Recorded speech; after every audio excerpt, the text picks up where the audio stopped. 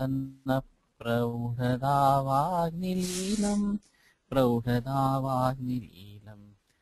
ब्रह्मणो हि समारब्धाम् आत्रेयाद्येषु पूजिताम् अस्मदाचार्यपर्यन्ताम् वन्दे गुरुपरम्पराम् आयुर्वेदरतं वन्दे माधवाख्यं महागुरुम् आयुर्वेदामृतं सर्वं शिष्येभ्यो यः प्रदत्तवान् द्रष्टाज्ञानी दृष्टकर्मा कृतकर्मा तथैव च अध्यापकोऽभिषक् श्रेष्ठो महान् संशोधकस्तथा नैरेतैः समुदितैः यत्कार्यं प्रतनोति सः समृद्ध्यर्थं हि कार्यस्य वयं नु प्रयतामहे रागादिरोगाः सहजाः समूला येनाशु सर्वे जगतोऽप्यपास्ताः तमेकवैद्यं शिरसा नमामि वैद्यागमज्ञांश्च पितामहारीन्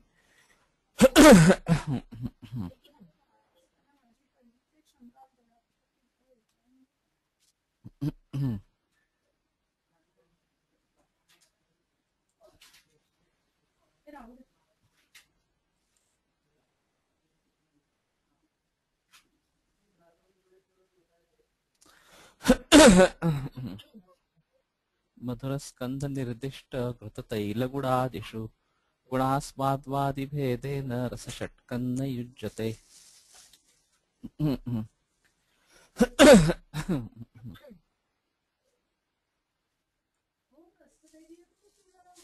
मग काय तोच चालू आहे आपला? नाही, तो नाही सुरू झालेला अजून. पहिला हाच अध्याय चालू आहे. ननु रसानां मधुरादित्वेन षट्संख्या नियमः उक्तः स न युज्यते केवलम एकरसत्वम अनेकरसत्वम वा. तो जो ये संख्या बताई गई मधुर आदि भेद से, सहा योग्य तो योग्य नहीं है, वो योग्य नहीं है. एक रस या अनेक रस होना इतना ही होना चाहिए. तत्र अनेक रसत्वे कारणं वक्ष्यमाण मधुरादि स्कंध निर्दिष्टानां घृततैल गुड़ द्राक्षा शर्करा मधु मधुकादीनां गुणास्वाद्वादि भेदः. तो ये 6 गणों में उसका बंटवारा होना, ये उसमें कुछ चीजें समान है, इसलिए ये मधुरादि गण बताए हैं. तथा हि त्वया ये मधुरत्वेन निर्दिष्टा गुणद्राक्षादयः आस्वादनेन रतेन परस्पर सदृशाः न च गुरुत्वादिना गुणेन. तो इनका आस्वाद भी एक जैसा नहीं है और गुरुत्वादि गुण भी एक जैसे नहीं है. फिर भी इन सभी को मधुर स्कंध में डाला गया है. न च अम्लादियुक्ता इति वक्तुं युज्यते. अतो ज्ञायते अन्य विशिष्ट एव त इति प्रतिरसस्कंधम आनंत्यम. तो हर एक द्रव्य अलग अलग ही है और इसलिए अनंतत्व आ जाता है. प्रत्येक रस का, प्रत्येक द्रव्य का रस भी अलग अलग ही होगा. इस प्रकार रसैकत्वे कारणम जिह्वेन्द्रियास्वादन सामान्य. रस एक होने का जो कारण है वो जिह्वेन्द्रिय का आस्वादन सामान्य इस प्रकार है. तत्र प्रतिविधीयते भूतोत्कर्षापकर्षेण इत्यादि. Please mute. अपने अपने माइक्रोफोन को म्यूट रखें.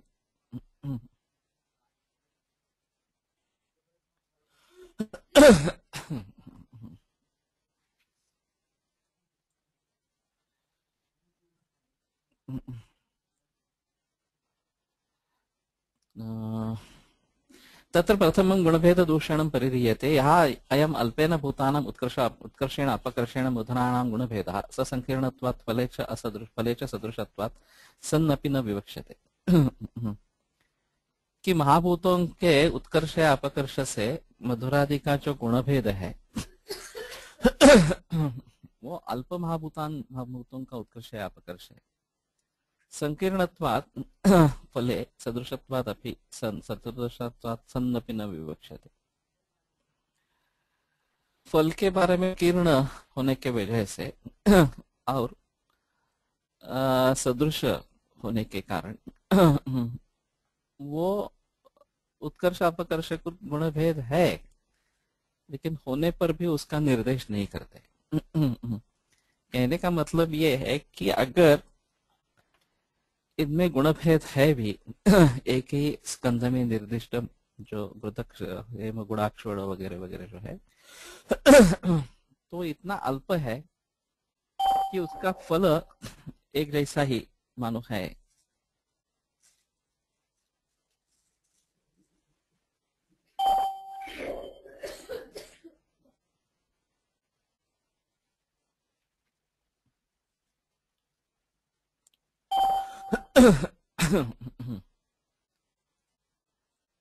तो फल एक जैसा ही है। आस्वाद भेदात आनंत्यम परिरीयते। आस्वाद भेद से अनंत्य जो है वो उसका भी प्रतिकार करते हैं।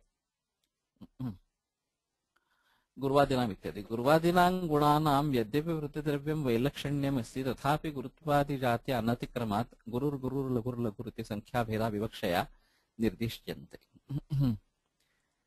यद्यपि गुरुवादी गुण जो है उनका हर द्रव्य में वैलक्षण्य है, हर द्रव्य दूसरे से अलग है, तथा भी वो गुरु जाति का ही है। गुरुत्वादि जाति अनतिक्रम, अपने गुरु आदि जाति को वो छोड़ता नहीं है, इसलिए गुरु गुरु ही कहलाएगा, लघु लघु कहलाएगा। संख्या भेद अविवक्षया निर्दिश्यन्ते। तो जो गुरुवादी 20 ही है, नहीं तो गुरु गुरुतम गुरुतर इस प्रकार से अगर उसमें हम विभेद करते रहेंगे तो संख्या कितनी भेद हो जाएगा उसका। तो सब जो गुरु है उसको गुरु कहलाया है, जो लघु है उसको लघु कहलाया है। उसी प्रकार तद्वन् मधुरादि स्कंध पठितानां द्रव्याण्यम यद्यपि आस्वाद वैलक्षण्यम दृश्यते, तथापि यद मुखोपलेप आह्लादन आदि कृतादिषु मधुरेषु दृष्टम न तन् मुखोपलेपादि दाढ़िम सैंधवादिषु अम्ल लवणादिषु दृश्यते। जो आस्वाद वैलक्षण्य यद्यपि एक ही गण में निर्दिष्ट सभी द्रव्यों का है, तथापि जो सभी का सामायिक लक्षण है, मुखोपलेप वगैरह मधुर रस का लक्षण है, वो अम्ल अलवण इत्यादि में नहीं मिलता है। न च एतान रसान अतिक्रम्य जात्यंतरम संभवति। और ये जो 6 रस बताए उनके सिवाय और कोई रस की जाति नहीं है। अतः षडैव रसाः न उनाधिकाः, और इसीलिए 6 ही रस है, उससे ज्यादा या कम नहीं है। यदि यथोक्त प्रकारेण तंत्र व्यवहारे गृह्यते ततो विचित्रस्य रसपृष्ठभाविनो वक्तव्यस्य अनेकस्य तंत्रणस्य शास्त्रे प्रयोगो न स्यात्।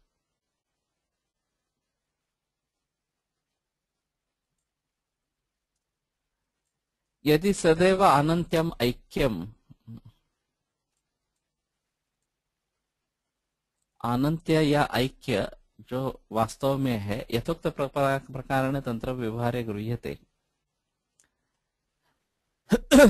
जिस प्रकार तंत्र व्यवहार है तो उस प्रकार से उसका अगर ग्रहण करता है तो विचित्र रसपृष्ठ भाविनो व्यक्तस्य अनेकस्य तंत्रणस्य शास्त्रे प्रयोगो न स्यात्।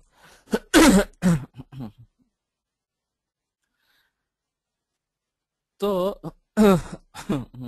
हर एक का अलग अलग ही बताना पड़ेगा। तो जो विचित्र रस के ऊपर जो कुछ कहना है, अनेकस्य तंत्रस्य शास्त्रे प्रयोगो न स्यात्, तो उसका शास्त्र में प्रयोग नहीं होगा। इसका मतलब ये रहा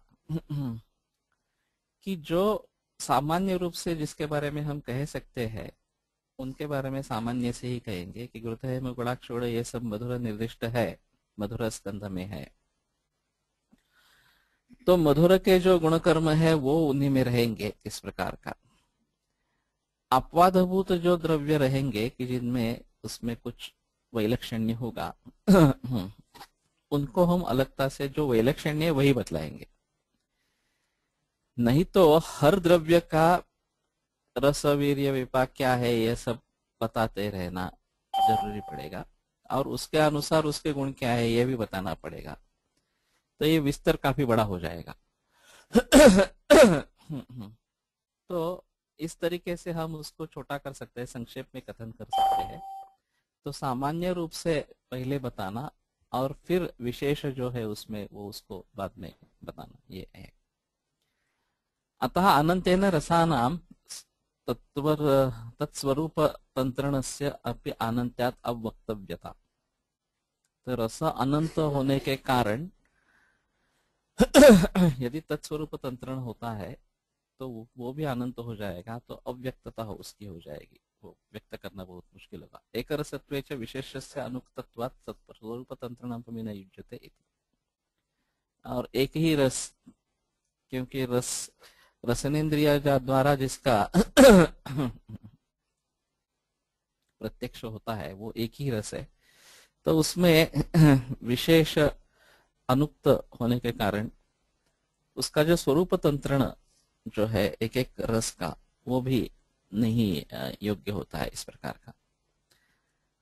तो गुणास्वादवादी भेदेन रसषट्कन्न युज्यते। ये एक ही रस यहां से लेकर अनेक रस, इसमें सुवर्ण मध्य निकल के षडेव रसा, 6 ही रस है, ये बताने का प्रयास है। और यद्यपि इनके द्वारा गुणकर्म बतलाए जाने पर भी कुछ द्रव्यों में वैलक्षण्य होगा, उनकी अपनी अपनी विशेषता होगी, उसको अलग रूप से बताना यही सबसे बढ़िया तरीका है जो संक्षेप में इस सभी के बारे में बता सकेंगे। गुर्वाद्या वीर्य मुच्यन्ते शक्तिमन्तः अन्यथा गुणाः पर सामर्थ्य ही नत्वाद गुणा एवेतरे गुणा। तो जो शक्तिमान गुरुवादी है उनको वीर्य कहते हैं, उनमें अगर उतनी शक्ति नहीं है, ज्यादा शक्ति प्रकर्ष नहीं है, तो वो गुण ही है। और गुण का मतलब गौण से है। पर सामर्थ्य हीनत्वात्, अगर श्रेष्ठ सामर्थ्य उनमें नहीं है तो बाकी गुण गुण ही है, यानी कि गौण ही है, उनका महत्व नहीं रहेगा। यथारसम जगुः पाकान षट् केचित् तत् असाम्प्रतम। रस के अनुसार 6 पाक विपाक है, ऐसा जो कुछ बोलते हैं वो अयोग्य है। यस्वादुर्व्रीहिरम्लत्वं न चाम्लं विदाढ्यं याति तैलं च कटुतां कटुकापि न पिप्पली। तो वो जैसे तिक्त कषाय अगर उनका कटु विपाक होता है तो पित्त और कफ शमन का कार्य कैसे करेंगे, ऐसी उनकी आशंका थी। ये दूसरी तरीके से आशंका पैदा करते हैं कि मधुर व्रीहि उसका अम्ल विपाक हो जाता है, अम्ल दाड़िम का भी अम्ल नहीं होता, मधुर हो जाता है। मधुर तैल का कटु विपाक होता है और कटु पिप्पली का भी मधुर विपाक होता है, उसका कटु नहीं होता। यथारसत्वे पाकानम न स्यात् एवं विपर्ययः। यदि रथारस पाक होता तो इस प्रकार का विपर्य नहीं दिखाई देता। यस्मात् दृष्टो यवस्वादुर गुरुरपि अनिलप्रदः दीपनम शीतम अप्याज्यम वसोष्णा अपि अग्निदीप अग्निसादिनी। ये जैसे रस के बारे में है उसी प्रकार गुणों के बारे में भी है। तो गुरु होकर भी यह वायु निर्माण करता है, अनिलप्रद है, और घृत शीत होने के बावजूद भी दीपन है, और वसा उष्ण होने के बावजूद भी अग्निसाध करने वाली है। मुद्ग कटुपाक होने के बावजूद भी पित्तघ्न है, और माश भले ही मधुर विपाक इस प्रकार का हो फिर भी पित्तल है। स्वादुपाकोपि तो स्वादुपाक होने पर भी चलकृत है। स्निग्धोष्णं गुरुपाणितम चलकृत, स्निग्ध उष्ण गुरु इस प्रकार की पाणित काकवी जो बोलते हैं वो वात को बढ़ाने वाली है। रसस्वादुर यथा चैत तथान्येषु अपि दृश्यते वातलंकप पित्तघ्नम अम्लम अपि आक्षकी फलम।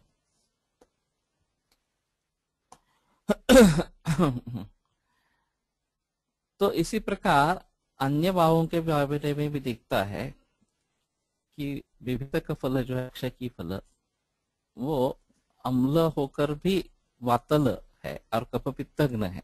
दोनों तरीके से ये रस के खिलाफ है। कुरुते दधि गुरुवेव बन्निम पारावतन,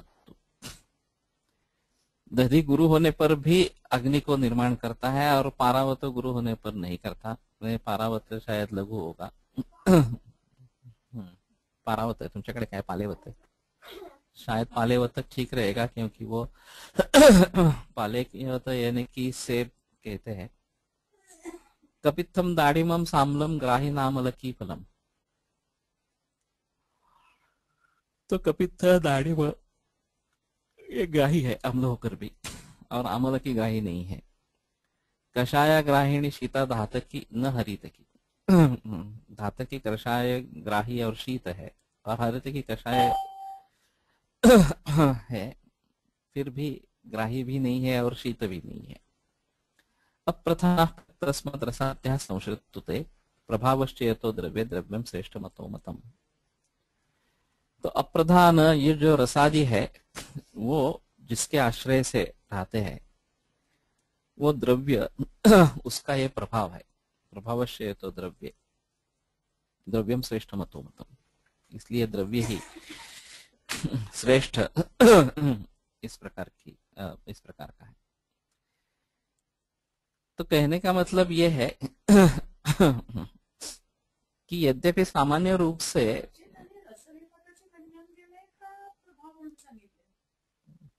नाही, गुण रस आणि गुण यांच्या अपवादांचा उल्लेख करून त्याचं खंडन केलंय की म्हणून यथार्थ नाही, पुढे ते प्रभाव आणलाय त्यांनी।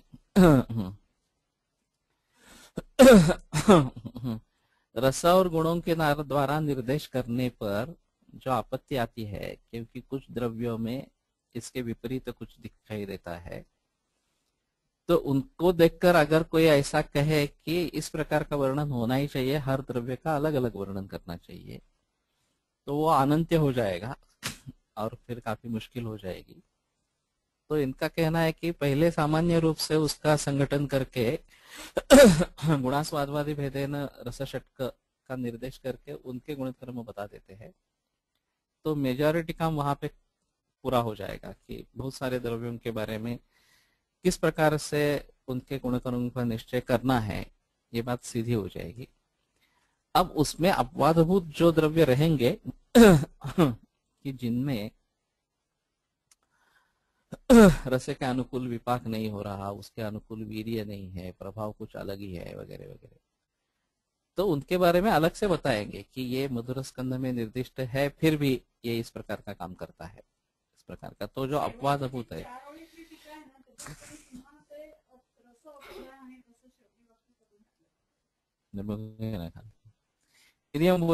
गुरुवाद्य पूर्वोक्ता गुरुवाद्य अष्टौ यद उत्कृष्ट शक्तयः यदा उत्कृष्ट शक्तयः संतो द्रव्यम समधिशेरते तदा वीर्य शब्द वाच्याः।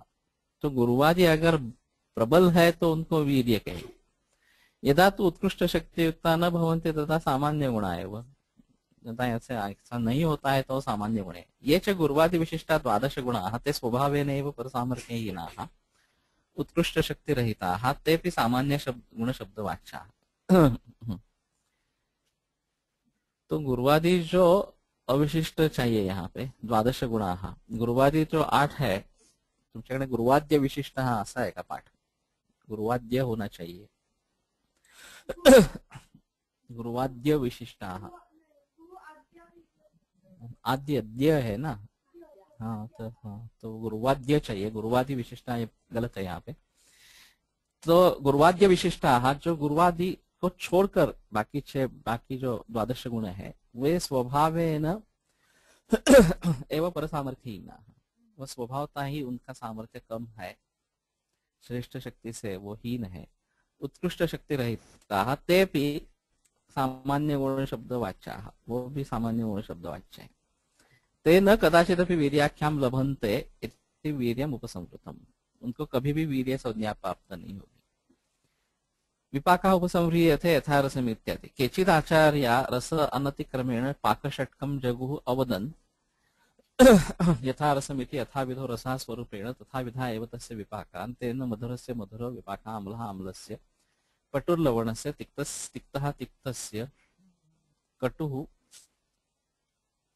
कटोः कषायः कषायस्य इति। तो यथारसम जगुः पाकान अपने अपने रस के हिसाब से उसका पाक होता है, वैसा रस है वैसा ही पाक होता है, ऐसा जो मत बताया एक किसी आचार्य का। तच्चा आचार्य मतम असाम्प्रतम अयुक्तम इति कुतः व्यभिचारात्। तो वो योग्य ग्राह्य नहीं है व्यभिचार होने के कारण। तो साधारण सब व्यभिचार अनैकांतिका, ये जो तर्क संग्रह में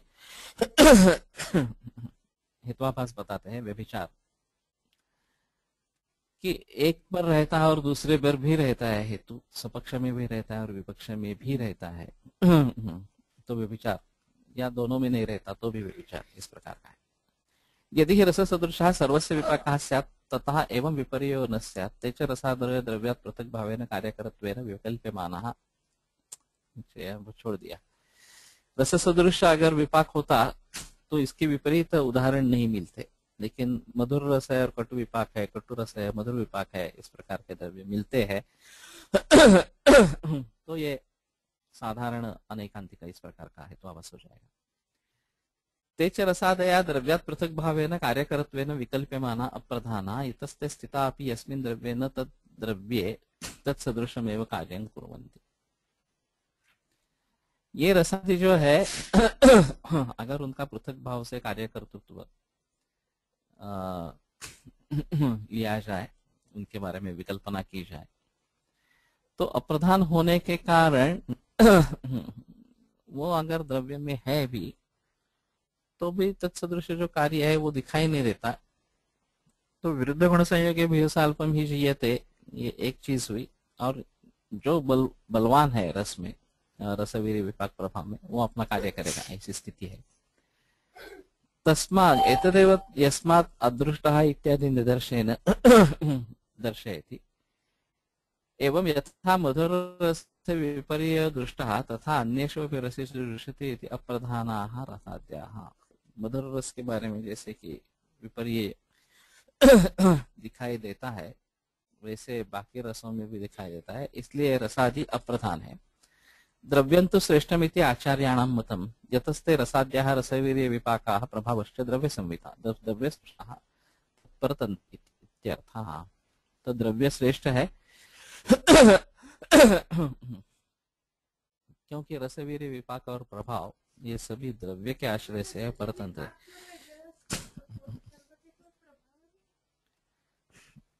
असंच काही म्हणायला पाहिजे नाही, महाभौतिक संगठन के कारण भी रस से अलग विपाक हो सकता है, ऐसा है। यहाँ से सिर्फ जानना जरूरी है कि रस का अनुकूल विपाक है या प्रतिकूल विपाक है। तो अगर प्रतिकूल है, कुछ अलग हो रहा है, तो उसको अलग ढंग से सोचना पड़ेगा, देखना पड़ेगा उस द्रव्य को। नहीं तो शीतम वीर्येण द्रव्यम मधुरम रसपाकयो हो और जो अम्ल है और रस विपाक और उष्ण वीर्य है, कटु रस विपाक और उष्ण वीर्य है उनका सामान्य रूप से कार्य कह देंगे तो मुसीबत नहीं है उसमें। जिसमें ऐसा होगा कि कुछ अलग ही विपाक हो रहा है कुछ अलग ही कार्य दिख रहा है, उसके बारे में अलगता से सोचना पड़ेगा इस प्रकार का। लेकिन द्रव्य ही प्रधान है, ये रसादि सब जो है वो द्रव्य के आश्रय से रहते हैं और द्रव्य ही प्रधान है। अब दूसरी चीज भी ऐसी है, वैसे भी हम गुण अकेले नहीं ले सकते, गुणों के लिए हमें द्रव्य ही लेना पड़ता है, चाहे वो आहार्य द्रव्य हो या औषध द्रव्य हो या विहार में हम कुछ द्रव्यों का इस्तेमाल करें। लेकिन गुण का स्वतंत्र अस्तित्व, गुणों का स्वतंत्र अस्तित्व है नहीं, तो द्रव्य के द्वारा ही होगा। और शरीर भी दोष धातु मल इनसे बना है, वो सभी द्रव्य ही है। तो शरीर पर जो असर होगा वो भी इन द्रव्यों का शरीर के द्रव्यों से संबंध आएगा और फिर उनके गुणों का शरीर के गुणों पर परिणाम होगा और फिर जो निर्मिति होगी वो गुणों के अनुसार इस प्रकार की निर्मिति होगी। ये सब देखना पड़ेगा। कर्मनिष्ठ है वो जो अपान क्षेत्र में जो उसका कार्य होता है, मुद्रा सृष्टि विमुद्रा विपाक कफ शुक्र वगैरह, तो अपान के कार्य के अनुसार ही ठहरना रखना है। अगर उसे शुक्र की वृद्धि होते है, मल वातानुलोमन होता है तो मुद्रा विपाक है, ऐसा है। शुक्र की वृद्धि नहीं होती लेकिन मल वातानुलोमन होना है तो अम्ल या कटु विपाक है इस प्रकार का। क्योंकि जलन वगैरह होती है तो कटु विपाक लेकर चलना है इस प्रकार से। विपाक कर्मनिष्ठ है सिंगल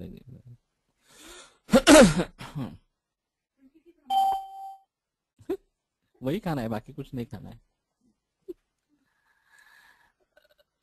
एवं रसाद्याः ज्ञाताः प्रभावस्तु न ज्ञातः अतस्तद् विज्ञानार्थम उच्यते रसादि इत्यादि।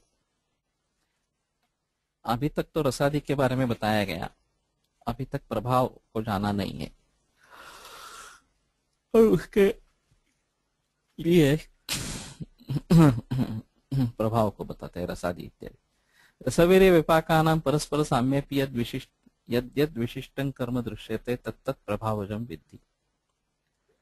रसादि समान होने पर भी जो जो विशिष्ट कर्म दिखाई देता है किसी द्रव्य का, वो उसका प्रभाव है, ऐसा मान लेना चाहिए। एतावत् एतत् उक्तं भवति विशिष्टा सर्वातिशयनी द्रव्य शक्ति प्रभाव शब्दवाच्य। एतावता एतद् उक्तं भवति, तो इससे ये कहा जाता है कि सभी को हराने वाली, सभी को पीछे डालने वाली द्रव्य शक्ति प्रभाव शब्द से वाच्य है करके। सवाल पूछा गया है क्या? नहीं है। एक बहुत पुराना किस्सा है इसके बारे में। हम चरक पढ़ रहे थे और एक छात्र ने शंका प्रदर्शित की कि प्रभाव ये पलायनवाद है इस प्रकार का। उसका कहना था कि ये शायद किसी अध्यापक के द्वारा आया होगा।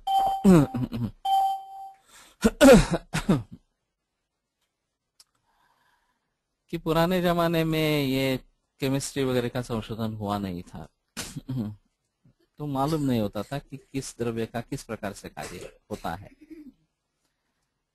तो जब मालूम नहीं पड़ता है तो प्रभाव बता देंगे और अचिंत्य उसको कहा गया है, तो उसका आगे कुछ सवाल नहीं होना है, हाँ इसका ये प्रभाव है, बस इस प्रकार से।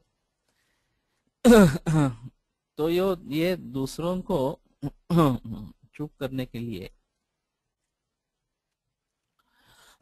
उसका बोलना बंद हो जाए और आगे उसके कुछ बहस नहीं हो, इस हिसाब से ये एक तरीके का पलायनवाद है। तो मैंने कहा ऐसा तुम क्यों कह रहे हो? तो बोला कि हरितकी का विरेचन प्रभाव बताया गया है। अभी जो संशोधन हुआ है उसके अनुसार उसमें कुछ अल्कलॉइड पाया गया है उसके विश्लेषण से। तो ये कहना है कि उस अल्कलॉइड से विरेचन होता है और अगर हरितकी को हम पकाते हैं, स्विन्न करते हैं, तो वो अल्कोलाइड नष्ट हो जाता है। तो स्विन्ना संग्राहिणी प्रोक्ता, इस प्रकार का हरितकी के बारे में कहते हैं। तो इससे ये मालूम होता है कि जो कुछ कार्य कर्तृत्व है विरेचन हरितकी का, वो उस अल्कलॉइड पर निर्भर है इस प्रकार का। और ये इन लोगों को मालूम नहीं था, ऋषि मुनियों को। तो ये हरितकी का प्रभाव बता दिया विरेचन करके, और ये पकाने से संस्कार गुणांतरानम ऐसा कुछ करके वो नष्ट हो जाता है, ये प्रभाव जो है वो इस प्रकार का बता दिया। तो ये इनका अज्ञान है ऐसा वो कहने का मतलब था। तो मैंने उससे पूछा कि ठीक है ये तो सीधी सारी बात है, तो एक्सेप्ट करते हैं इसको कि जो लोग कह रहे हैं उसको एक्सेप्ट करते हैं।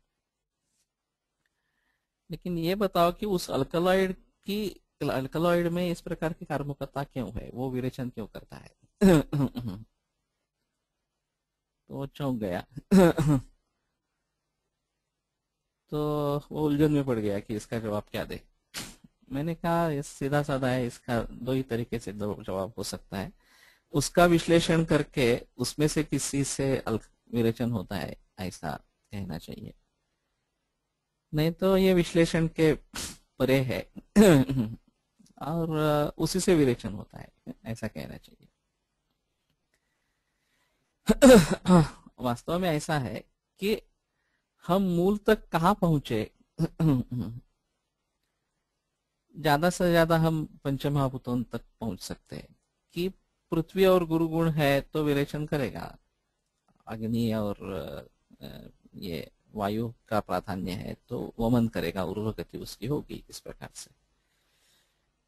उसके भी परे जाएंगे सांख्य तत्व ज्ञान को लेकर, तो वो प्रकृति का मूल धर्म है, रज है प्रवृत्ति करने वाला है, या तम है रोकने वाला है, इस प्रकार का। लेकिन सत्वम लघु प्रकाशकम और तमह आवरकम वगैरह जो है वो बेसिक है, तो गृहीत तत्व है। उसके लिए कोई क्वेश्चन नहीं पूछ सकता कि ऐसा क्यों है। बस ये ऐसा है, ऐसा ही उसके बारे में कहना पड़ेगा। वैसे पृथ्वी गुरु है, स्थूल है, स्थिर है, वगैरह वगैरह है, जो इस प्रकार का है उसको हम पृथ्वी कहते हैं। वैसे भी ऑक्सीजन ज्वलन को मदद करता है और नाइट्रोजन नहीं करता। क्यों? ऑक्सीजन में ऐसी प्रॉपर्टी क्यों है, नाइट्रोजन में ऐसी क्यों है? ये कोई सवाल नहीं पूछता। जिसमें ऐसी प्रॉपर्टी है उसको ऑक्सीजन कहते हैं, जिसमें ऐसी नहीं है वो नाइट्रोजन कहलाता है। केमिस्ट्री ले लो, फिजिक्स ले लो, कोई भी ले लो, ये गृहीत तत्व है इस प्रकार का। तो वहां से शुरुआत करके वो मूल तत्वों पर जाते हैं आधुनिक विज्ञान वाले, और ये मूल तत्व उनके संयोग या मिश्रण से कुछ अलग चीजें बनेगी। उससे एस्पिरिन बन गया समझो कि। तो एस्पिरिन की खुद की कुछ प्रॉपर्टी बन गई इस प्रकार का, और वो उसकी प्रॉपर्टी है, ऐसा कोई बता नहीं सकेगा कि एस्पिरिन एस्पिरिन में एनाल्जेसिक और एंटीपायरेटिक ये प्रॉपर्टी क्यों है। अगर हम उससे पूछते हैं तो बोलेगा नहीं है। ज्यादा से ज्यादा ऐसा कर सकेंगे कि हाँ ये बॉन्ड इस प्रकार का है, ये इसमें ये मूल द्रव्य है इसलिए ये प्रॉपर्टी इसमें है, ऐसा ज्यादा से ज्यादा बोल सकेंगे। लेकिन ये मूल द्रव्य उसमें है, उसके लिए प्रॉपर्टी है, तो उसमें ये प्रॉपर्टी क्यों है? इसका कोई उत्तर नहीं है। तो ये पलायनवाद निश्चित रूप से नहीं है, ये वास्तविक कथन है। जो वस्तु स्थिति है उसी को वो बता देते हैं कि ये इस प्रकार का महाभूत होगा तो उसके ये इस प्रकार के गुण कर्म रहेंगे। उनके संयोग विशेष से ये द्रव्य की निर्मिति हुई है, इसमें ये गुण वगैरह आए हैं, रसवीर्य विपाक प्रभाव, और उनका सामान्य रूप से ये कार्य है। अगर कुछ विशेषता उसमें होती है, रसादिसाम्य यत्कर्म विशिष्टं तत्प्रभावजम, तो समझ लेना चाहिए कि वो द्रव्य का प्रभाव है। तो ये पलायनवाद नहीं है। कहने का मतलब है अगर इसको पलायनवाद कहेंगे तो फिजिक्स केमिस्ट्री को भी पलायनवाद कहना पड़ेगा। और वो वास्तव में है नहीं, तो हमारे समझने का तरीका गलत है इसके बारे में।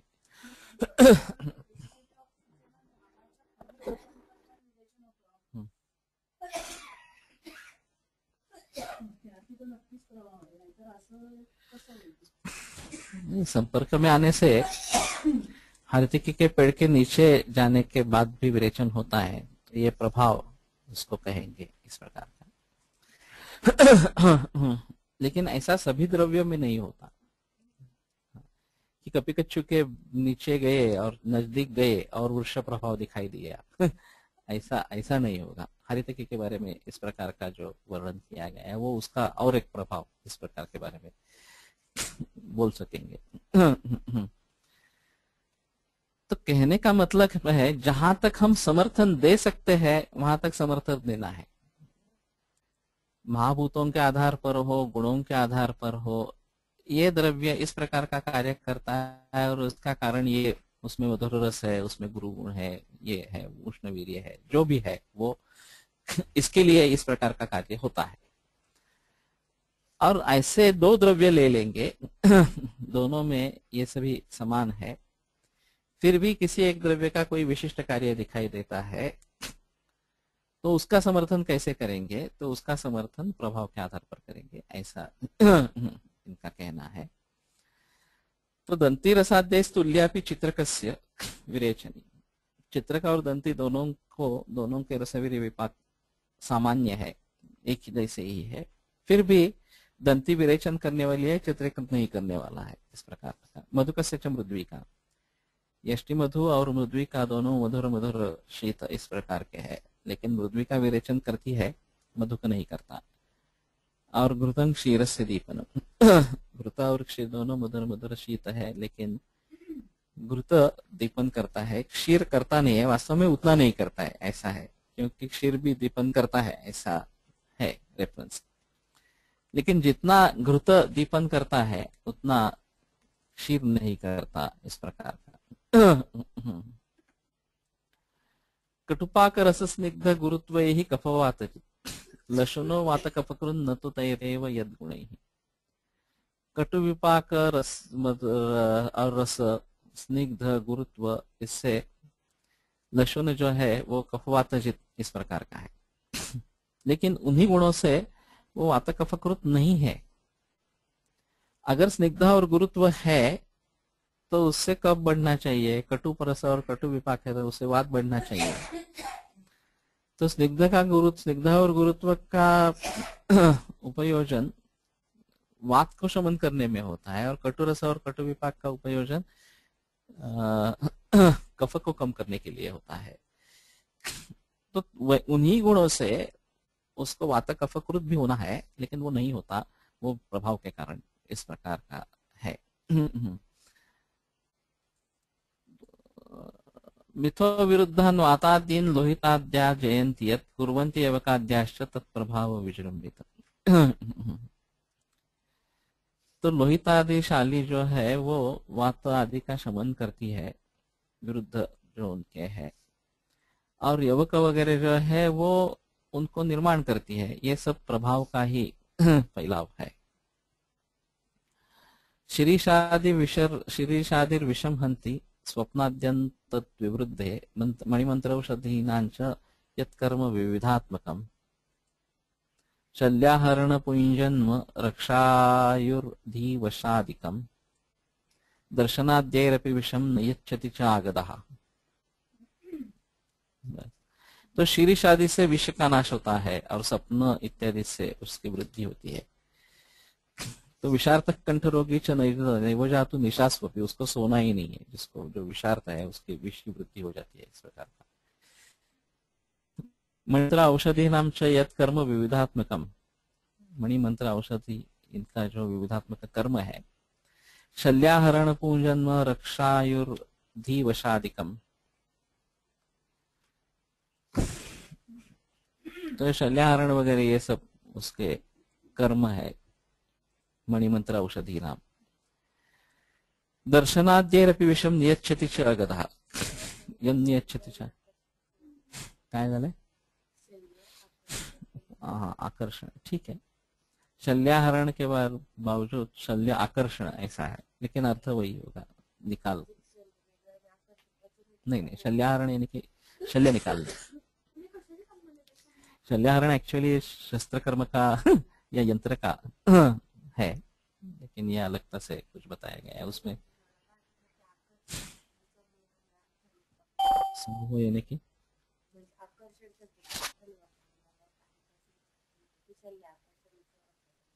नहीं, शल्याकर्षण ऐसा दोनों मिला के ही है इसका इस्तेमाल। रक्षा आयुर्धि वशादिकम, ये सब जो है वो प्रभाव इसमें आते हैं। दर्शनाद्यैरपि विषम नियन्यच्च चागतः। केवल पुरुष का जन्म भी प्रभाव है वो। हाँ, पुरुष पुरुष जन्म। बलि पुरुषकारो ही दैवमप्यति वर्तते। वो जो पुंसवन करेंगे और पुंजन्म हो जाएगा तो वो वटशृंग वगैरह का प्रभाव है। इससे दाएं नाक में डालेंगे तो पुंजन्म होगा, ये उसका प्रभाव है इस प्रकार का। आयुर्धि वश, ये जो सब है ये सब भी प्रभाव क्या थी। ये तिलक लगाने से दूसरा आदमी वश हो जाता है, ऐसा है। ऐसा भी है कुछ कहीं कहीं। या किसी का आयुष किस प्रकार का होता है, किसी की बुद्धि विलक्षण होती है, ये सब प्रभाव वाले द्रव्य। या किस द्रव्य से बुद्धि बढ़ती है, धी बढ़ती है, ये सब प्रभाव वाला कार्य है इस प्रकार का। तो दर्शनाद्यैरपि विषम यन्यच्छति चागतः विरेचयेद दृश्यम आशुशुक्रं करोति वा। तो हाँ, आगत केवल दर्शन से ही विष का नाश करता है, साक्षात न लेने पर भी केवल देखने से ही विष का नाश होता है। और वृक्ष जो दवाई है वो विरेचन करेगी या शुक्र वृद्धि करेगी। ऊर्ध्वाधोभाधिकम यच्च द्रव्यम यच्च मनादिच मात्रादि प्राप्य तत्तच्च प्रपंचेन वर्णितम। ये प्रपंचेन वर्णितम, इसमें कुछ गड़बड़ है। तुमच्याकडे काय है? बीच में एक और शब्द होना चाहिए, एक अक्षर होना चाहिए, ये अक्षर हो गए।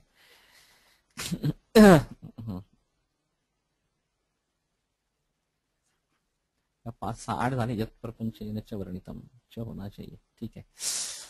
तो ऊर्ध्वाधोभाधिकम यच्च द्रव्यं यच्च मनादिच, ऊर्ध्व गति प्राप्त करने वाला, अधोगति प्राप्त करने वाला, शमन करने वाला, और मात्रादि के हिसाब से जो जो उसमें बदलाव आते हैं, ये जिसका विस्तार से वर्णन किया है। तच्च प्रभावजम सर्वम अचिंत्य स उच्यते। वो सब प्रभाव उसमें कारण है और वो अचिंत्य कहलाता है। तो ये मतलब नहीं है कि इनको कुछ मालूम नहीं था। लेकिन उसके बारे में कह नहीं सकते। अशोकवनी का न्याय करके है, इसके बारे में सवाल एक बताते हैं कि रावण ने सीता को अशोक वन में क्यों रखा। ऐसा अगर कोई सवाल पूछता है तो उसका उत्तर है, अगर आम्रवन थे तो आप पूछ लेते आम्रवन में क्यों रखा। इसका कोई समाधान नहीं है। हाँ, इसमें रखा बस, उसमें कोई आशंका का कोई विषय नहीं है इसमें। उसी प्रकार इसकी ये प्रॉपर्टी क्यों है बाकी उसका कुछ सवाल जवाब नहीं है। कि पृथ्वी गुरु है, स्थिर है, तो पृथ्वी से उत्पन्न वाले जो द्रव्य होंगे वो गुरु स्थिर इस प्रकार से होंगे, उसका प्रभाव उसका। लेकिन ये उसका स्वभाव है गुरु स्थिर होना। और इसलिए वो अचिंत्य है, उसके बारे में चिंता करने का कोई विषय नहीं। तस्य च प्रभावस्य कर्मणः उदाहरणम् उच्यते दन्ती इत्यादि। दन्ती रसाद्यैः चित्रकस्य तुल्यापि विरेचनी न तो चित्रकमपि विरेचनमिति प्रभावकर्म। जो मैंने अभी बता दिया, चित्रक विरेचन नहीं करता, दंती विरेचन करती है इस प्रकार का। मधुकस्य रसाद्यैः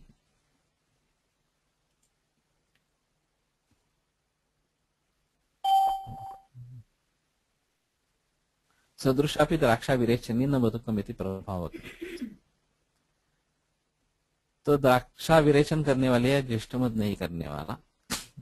क्षीरस्य रसाद्यैः सदृशमपि घृतं दीपनं न क्षीरमिति प्रभाव। लशुनाकटुरसत्वेन कटुविपाकित्वेन कफचित् स्निग्धत्वेन गुरुत्वेन वातचित् स लशुनः स्वैरेव गुणैः वातकफौ न करोति इति प्रभावः। तो अभी उसके बारे में विवरण कहते हैं ना, उक्तम एतद् उक्तं भवति कटुरस विपाकौ तो लोचने कफच्छेत्वे द्रव्य प्रभावात् पर्याप्तौ। कटुरस और विपाक ये कफच्छेद प्रभाव दिखाते हैं, द्रव्य प्रभाव के कारण होते हैं, न तो वातकरत्व। तथा ततर स्निग्धत्वं गुरुत्वं च वातजित्वे द्रव्य प्रभावदेव पर्याप्तम न तो श्लेष्मकरत्वे इति। और स्निग्ध गुरुत्व का संबंध वात का शमन करने के लिए द्रव्य प्रभाव से प्राप्त होता है। परस्पर विरुद्धानपि वातादीन दोषान् रक्तशाली स्निग्धत्वेन गुरुत्वेन नाशयति अवकश्च तानेव करोति इति प्रभावकर्म। शिरीष हरिद्रादिकं विषं नाशयति स्वप्नमेघादि च तदेव विषं वर्धयति तत्प्रभावकर्म। वृष्यं च द्रव्यं यत् शीघ्रमेव शुक्रं वर्धयति बहिर्विरेचयति वा तत्प्रभावकर्म। यद्द्रव्यं मदनफलादि ऊर्ध्वं देहे गच्छति हरितक्यादि वा अधः तत्प्रभावात् अन्यच्च शमन प्रभावात्।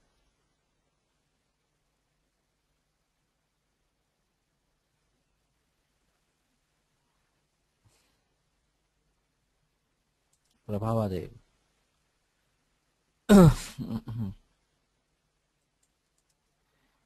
यच्च मात्रादि प्रकरणे प्रपंचेन विस्तारेण वर्णितं तत्प्रभावजं विद्धि। मात्रा योग क्रियादेश कालावस्थादि भेदता ततस्ततो यतो दृष्टास्तेते भावास्तथा तथा, ये जो बताया गया विस्तार से वो सब प्रभाव का ही वर्णन है। अतः भाव से स्वभाव तत्स्वभावत्वात् स प्रभावः अचिन्त्यः कीदृक् कदा कुतः कुतस्त्यः इति ज्ञातुं न शक्यते।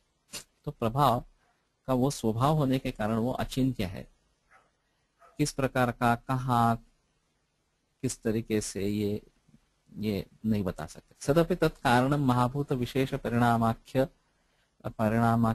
अस्मद्विदेहि तत्र अधिगन्तुं न शक्यते इति अर्थः। उसमें कारणत्व तो है महाभूत विशेष परिणामाख्यम, किंतु अस्मद्विदेहि तत्र अधिगन्तुं न शक्यते इत्यर्थः। हम जैसे लोगों को उससे कुछ पता नहीं लगता, लेकिन ये भी मैं नहीं मानता। जो मूल द्रव्य है उनका जो स्वभाव है वो तो वैसे ही स्वीकार करना पड़ेगा। हमारे यहाँ हरे कृष्ण वालों ने लेक्चर्स दिए थे, तो उनका एक शुरू पहले ही लेक्चर में उनका कहना था कि अध्यात्म और विज्ञान दोनों अलग है या एक जैसे है, इसके बारे में लेक्चर था। और दोनों विश्वास पर अधिष्ठित है, ऐसा कहना था। हम समझेंगे कि विज्ञान विश्वास पर अधिष्ठित नहीं है, लेकिन वो स्थिति नहीं है। बिंदु की व्याख्या नहीं हो सकती, फिर भी बिंदु के आधार पर आगे सब चलता है। शून्य मालूम नहीं होता, फिर शून्य के आधार पर आगे सब चलता है, इस प्रकार का। तो ये जिसको कुछ डायमेंशन नहीं है, कुछ नहीं है, वो बिंदु के हिल आ गया, इस प्रकार की जो पहले व्याख्या बनाई गई, ये गृहीत तत्व है उनका। तो उसी के आधार पर ये विश्वास पर चलता है कि हाँ, ये ऐसा मानकर आगे चलना है। तो इसी प्रकार सत्व रजस तमस का ये प्रभाव है, ये स्वभाव है, या पंचमहाभूतों का इस प्रकार का स्वभाव है। फिर आगे चलकर उनके परम्यूटेशन कॉम्बिनेशंस की वजह से जो कुछ हो रहा है उसके बारे में अगर हम बता नहीं सकते, इसमें भी जो संयुग निर्माण हो जाते हैं वो एक अलग चीज बन जाती है। तो ये द्रव्य विभिन्न प्रकार के जो कार्य द्रव्य बने, उनको कुछ हद तक हम उनमें जो गुण वगैरह है उनके आधार पर सोच सकते हैं, लेकिन बाकी जो प्रभाव के कारण होगा वो सोचने के परे इस प्रकार का विषय है। रसेन वीर्येण गुणैश्च कर्म द्रव्यं विपाकेन चेत् विदध्यात् सद्योन्यथा तत्कृते प्रभावात् हेतो रतस्तत्र न गोचरोऽस्ति। कि रस वीर्य गुण से जो कर्म बताए जाएंगे तो वो प्रभाव से सद्य अन्यथा, नहीं तो वही लशु कोई इस प्रकार से लॉजिक करेगा, अरे ये तो वात कफवर्धक होना चाहिए, इसके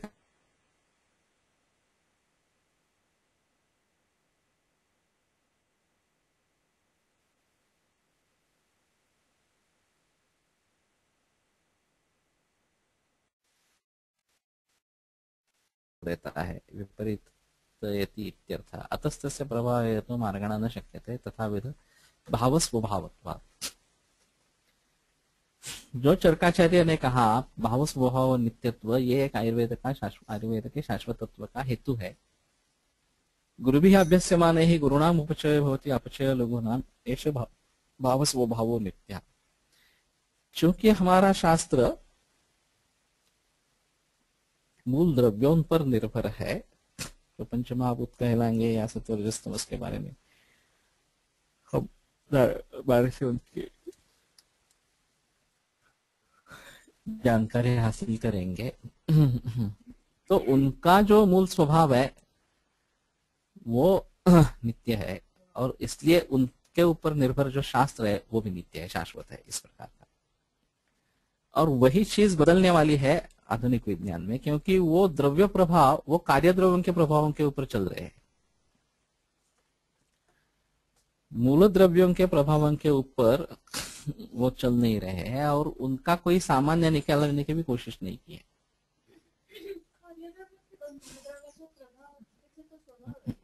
स्वभाव म्हणजे ऑक्सीजन ऐसा है, हाइड्रोजन ऐसा है, सुवर्ण ऐसा है, लोह ऐसा है, ये जो मूल द्रव्य रहेंगे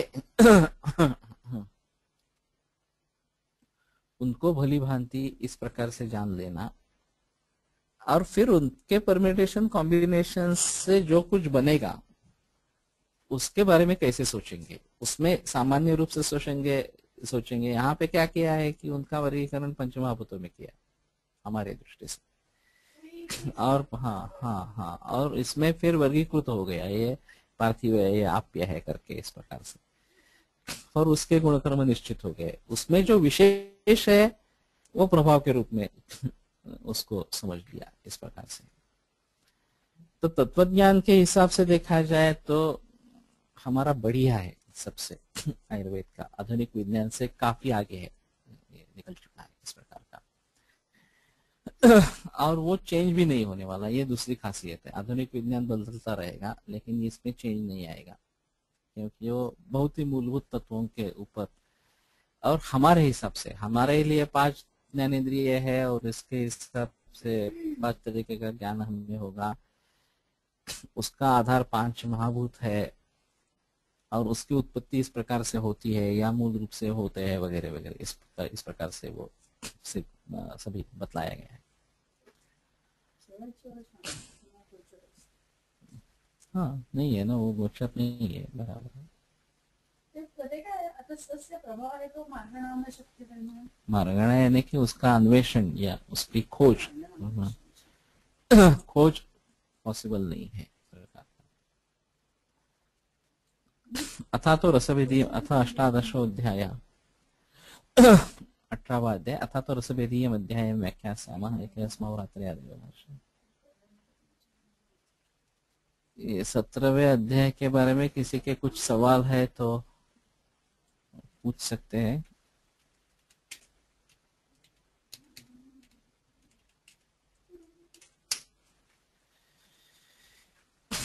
नहीं तो 18वें अध्याय को शुरुआत करते हैं।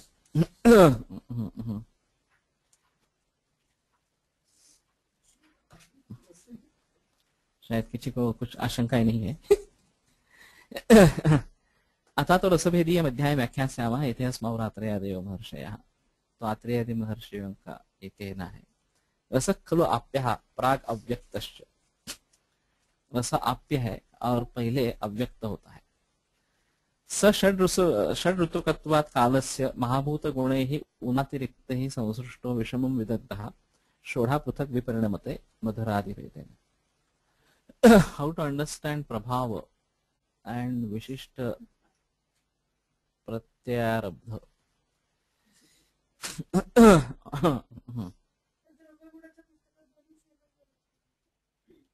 है विशिष्ट प्रत्यारब्ध और प्रभाव एकच है, ऐसा तो नहीं है।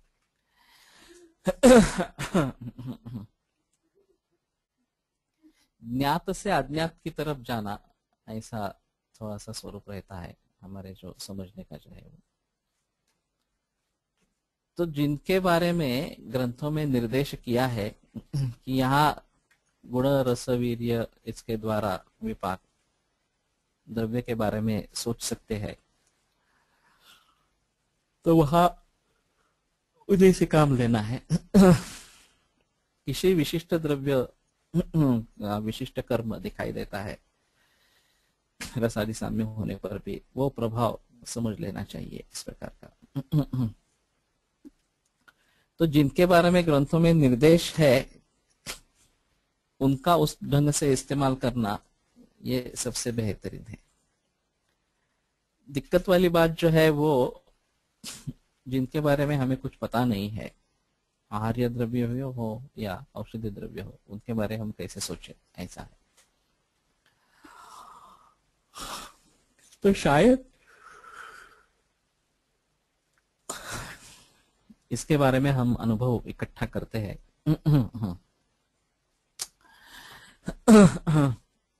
तो क्या किस द्रव्य का कुछ कर्म अलग से दिखाई देता है तो उसके बारे में आगे थोड़ा सोच सकते हैं, ऐसा है। लेकिन ये सुनिश्चित करना पड़ेगा कि ये इसी द्रव्य से हुआ है, बाकी उसमें और कोई कारण नहीं है, ये सुनिश्चित करना पड़ेगा। तो उसके लिए उसी द्रव्य का सेवन किया गया है और फिर जो गुणकर्म दिखाई देंगे उसके बारे में, या उसके जो कर्म दिखाई देंगे उसका समर्थन रसवेरी विपाक से कर सकते हैं। अगर नहीं कर सकते हैं तो प्रभाव किस रूप से उसको समझना चाहिए, ये देखना पड़ेगा। मैंने एक आईटी इंडस्ट्रीज से रिलेटेड काम किया था, ज्येष्ठ वैद्यों का अनुभव संकलन इस प्रकार का। तो एक कोलोटकर जी की कल्पना थी, जो भी वैद्य बुढ़ापे में है, 65 या 70 वर्ष के ऊपर है, और जिनमें परंपरा नहीं है, जिनका कुछ लेखन नहीं है, कुछ साहित्य पब्लिश हुआ नहीं है, वो जो ज्ञान है वो उन्हीं के साथ खत्म हो जाता है। उनका जो ज्ञान है, उनका जो अनुभव है, वो उन्हीं के साथ खत्म हो जाता है। अगर वो कुछ किताब वगैरह लिखते हैं, अगर कुछ शिष्यों की परंपरा होती है तो ठीक है, उनमें उनके शिष्यों में वो आ जाएगा। तो ये प्राइम इंपॉर्टेंस की बात है कि ऐसे जो भी वैद्य होंगे, जैसे एक दादा हर्डेकर की एक परंपरा है अहमदाबाद में, उनके छात्र कुछ है अभी लेकिन फिर भी उनके बेटे इसमें तो नहीं है, उनकी पोती अभी इसमें आ गई आयुर्वेद में, लेकिन वो बहुत ही छोटी है उम्र में, और इनकी उम्र काफी ज्यादा है, 85-87 ऐसी कुछ उम्र है। तो इन लोगों का ज्ञान इनके साथ अनुभव नष्ट होता है। तो ये जरूरी है कि जल्द से जल्द इन लोगों से ज्ञान ग्रहण की चेष्टा करें, और ग्रंथों को थोड़ा दूर करके भी या उसको ज्यादा महत्व न देते हुए भी इसमें प्रयास करें, ऐसा कुछ लोगों का कहना है।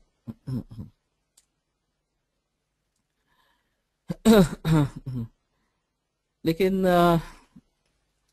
मैंने इस तरीके का प्रस्ताव रखा कि इसके बारे में हम सोचेंगे।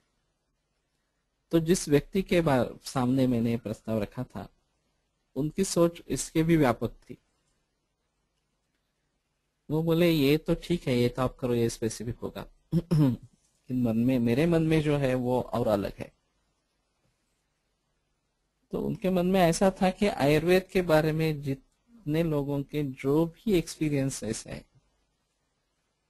वो सब इकट्ठा करें चाहे फायदा हुआ हो न हुआ हो हम कल्पना भी नहीं कर सकते हैं कि किन को लोगों को किस प्रकार से क्या फायदा हुआ होगा। जैसे ये बार्शी वाली बात चली थी नैने डॉक्टर वहां पे है, उनसे मैंने बात की थी, कैंसर अस्पताल के ट्रस्टी है, प्रमुख ट्रस्टी है। तो उनको आयुर्वेद में रुचि है, और उसका कारण जो उन्होंने बतलाया वो बड़ा अजीब है। उनके पास एक हाइड्रोफोबिया का पेशेंट था और प्रूवन केस था कि ये कुत्ता जो है उसको हाइड्रोफोबिया हुआ है और उसने काट लिया है तो इसमें थोड़ा लक्षण आरंभ हो गए थे, थोड़े लक्षण मरीज में। तो उन्होंने उसको बता दिया कि रिश्तेदारों को कि इसका कुछ इलाज नहीं हो सकता, उसको ब्लैंकेट में लपेट लो और उसको मरने दो। लेकिन कुछ 15 दिनों के बाद उन्होंने उस मरीज को फिर से देखा, तो वो आश्चर्यचकित हो गए कि तुम जिंदा कैसे हो। तो उसने बोला कि मैं किसी वैद्य के पास गया था, उसने कुछ दवाइयां की, तो उससे मैं ठीक हो गया। तो इन्हें ये चौंका देने वाली बात थी। तो उन्होंने उस व्यक्ति का नाम पूछा, उसके जाकर मिले, उस व्यक्ति ने भी बता दिया कि पानकणिस जो बोलते हैं वो गुड़ के साथ उसको दिया था। और इससे ये जो कुत्ते का विष था वो उतर गया और आदमी स्वस्थ हो गया। ग्रंथों में भी ये निर्देश है कि हाइड्रोफोबिया होने पर, जल संत्रास होने पर मृत्यु निश्चित है, असाध्य है वो। और ऐसी अवस्था में ऐसा कुछ अनुभव किसी का है और हाइड्रोफोबिया होने के बाद भी आदमी बच सकता है, तो ये काफी महत्वपूर्ण अनुभव है। तो उनका ये कहना था कि आप सभी लोगों से, आम जनता से अनुभव इकट्ठा करेंगे, समझ लेते हैं कि 98% रिडंडेंट होगा, उसमें कुछ फायदा नहीं है उसका, लेकिन जो 2% होगा वो बहुत फायदेमंद होगा, और 2% के लिए 100% काम करना पड़ेगा। तो ये अच्छी सोच है, उसके बारे में कोई संदेह नहीं है। फिर भी मैंने बताया कि ठीक है, लेकिन हम वैद्यों से मिलते हैं तो ज्यादा ऑथेंटिक जानकारी हमें मिल जाएगी। उनका वैद्यक क्षेत्र में ही अनुभव बढ़िया इस प्रकार का रहेगा, तो उसी का प्रोग्राम पहले बना लेते हैं। लेकिन ये थीम भी अच्छी है, और लोग अगर इसको एक्सप्रेस करते हैं कि ये हुआ था, ये ले लिया और उससे ये फायदे हो गए, उसमें आगे चलकर तो हकीकत करनी पड़ेगी कि उसी का वो रिजल्ट है, दूसरे कोई चीज का है, वो सब देखना पड़ेगा, वो आगे संशोधन का विषय हो जाएगा। इस प्रकार का। लेकिन कहने का मतलब ये है कि महाभूतों के अनुसार या गुणों के अनुसार अगर उसका समर्थन दे पाते हैं तो अलग चीज है, अगर दे नहीं पाते हैं तो विशिष्ट प्रभावजम, वो प्रभाव है, इस प्रकार का समझ लेना चाहिए। और विचित्र प्रत्यारब्ध थोड़ी अलग कैटेगरी है कि रसारंभ का महाभूत और द्रव्यारंभ का महाभूत अलग होने के कारण कोई बोलना चाहता? हेलो, किसी का माइक्रोफोन ऑन है? इधर टाइप करें, नहीं तो बोलने की इजाजत ले लो, बेहतर रहेगा। तो सभी सुन सकेंगे। तो उसमें ये देखना पड़ेगा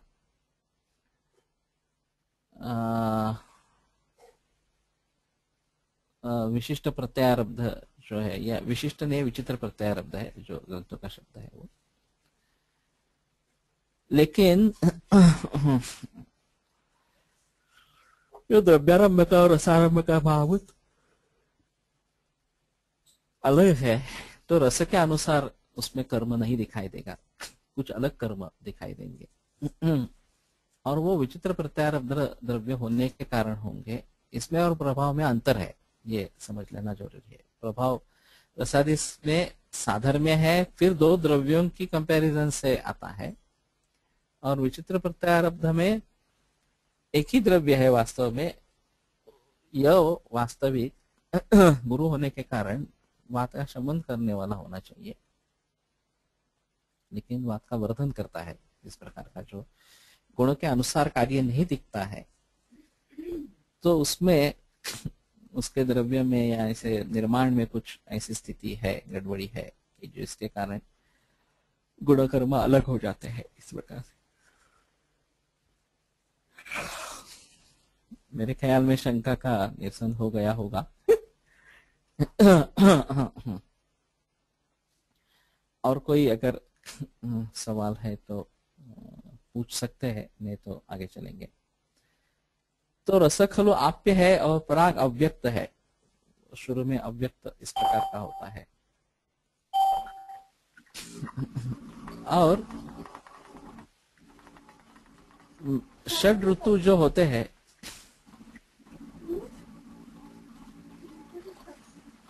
अपने माइक्रोफोन को म्यूट रखे। अगर सवाल पूछना है तो टाइप करे, वो ज्यादा अच्छा है। सभी देख पाएंगे। तो ये सब जो निर्भर है वो पृथ्वी का जो भ्रमण होता रहता है सूर्य के इर्द गिर्द, और फिर जो ऋतु बनते हैं उसके अनुसार जो महाभूतों में विपरिणमन आता है सृष्टि में, उसके आधार पर रसों की निर्मित होती रहती है। ये सब विषय। हाँ, शालित शालयो व्रीहिषु श्रेष्ठा। व्रीहि ज्यादा कैटेगरी है, बड़ी कैटेगरी है। तो महाभूत गुण ही उनातिरिक्त ही संसृष्ट विषम विदग्धा। तो उसका विषम विपाक होता है रस का, वो अव्यक्त रस है। और फिर ऋतु के अनुसार महाभूतों के गुणों के उनातिरिक्त होने के कारण कशाचा विपाक आहे? हो, नाही पण त्या व्रीही आहेत म्हणून कोणी सांगितलं, शाली पण आहेत.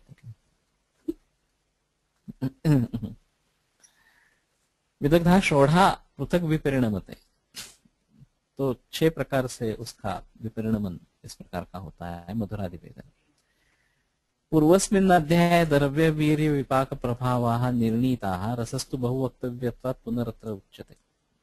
तो द्रव्य वीर्य विपाक प्रभाव वहां पे बतला दिए, और रस उसके बारे में बहुत ज्यादा बतलाना है, इसलिए उसका पृथक अभिधान है। रस खलु आप्यः योऽयं जिवेन्द्रिय ग्राह्यः सः अवाख्यानात् महाभूतात् संपद्यते। अवाख्यात तो जो अप कहते हैं जिसको, उस प्रकार के महाभूत से संपन्न होता है। सचरास रसा प्राग, अब मुझे आप महाभूत जल महाभूत। सचरसा प्राग प्रथमम अनासादित अन्य महाभूत अनुरागः अव्यक्तः एव स्वरूपेण। तो उसमें बाकी महाभूतों की मिलावट नहीं होती है, और इसलिए वो अव्यक्त स्वरूपतः है। ततो महाभूतानां पृथिव्यादीनां गुणैः पार्थिवादिभिः पंचभिः कैश्चित् ऊनैः कैश्चित् अधिकैः समृष्टः तैश्च गुणैः विषमम् ऊनाधिक्यादि नियमेन विदग्धः परिणत्या गृहीत महाभूत गुणानुरागः एक एव रसः पृथक् मधुराम्लादिभेदेन षड्भिर्विकारैः विपरिणमते। तो पृथ्वी आदि जो 5 महाभूत है, उनके पृथ्वीवादि गुण ही पंचभी कैश्चित उन्हें कैश्चित अधिकैः, किनका कम किनका ज्यादा, समृष्टा तो उनसे उसकी जोड़ उसमें मिल जाती है। तैश्च गुणैः विषमम् अमूनाधिक्यादि विषमम् ऊनाधिक्यादि नियमेन विदग्धा। तो कम ज्यादा इस प्रकार नियम से विदग्ध परिणत्या गृहीत महाभूत गुणानुरागः। विदग्ध म्हणजे त्याचं पचन नहीं, उसमें परिणमन की प्रक्रिया होती रहती है। तो जो अव्यक्त रस है वो परिणत होकर उस षड रसों में परिवर्तित हो जाता है, इस प्रकार का है।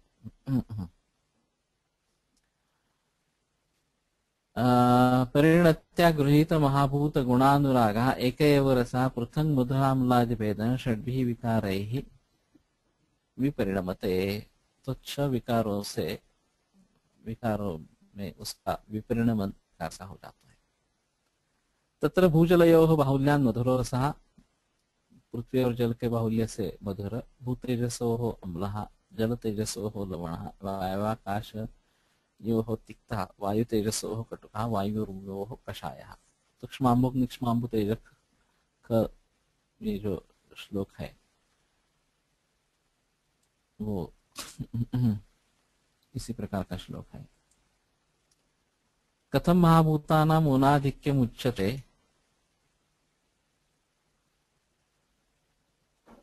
जैसे कि ठीक है, तो शायद उसके बारे में शुक्रवार को बात करते हैं।